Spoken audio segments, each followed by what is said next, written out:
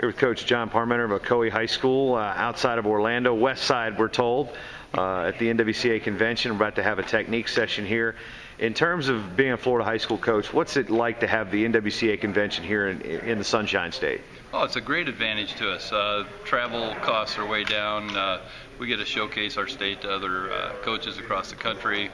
It also lets the public know that wrestling's here and is an important thing. We get a lot of wrestling people coming down to this thing, and so people know the wrestling community's here, alive and well. In terms of what the NWCA offers to scholastic coaches, what have you picked up on the most here? I've attended the technique session, but I also went to the session on the state of the sport of wrestling, and I think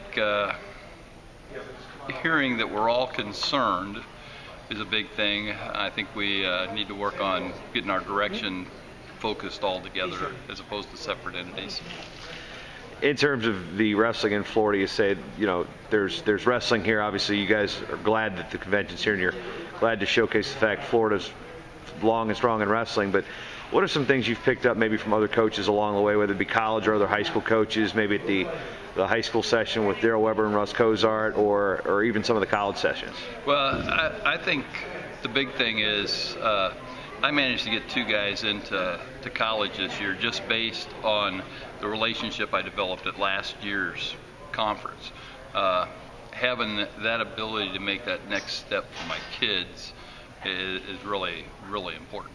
So if you were to talk to your other Florida high school coaches and try to talk them into coming to this thing, obviously it seems like a pitch would be you get those networking connections to sell your high school kids to these college coaches. That's a big thing. The technique sessions are really important. In fact, I've talked to Pat about maybe having an extra technique session for the high school coaches next year. I think that's also an important thing. But the networking, you just can't beat it.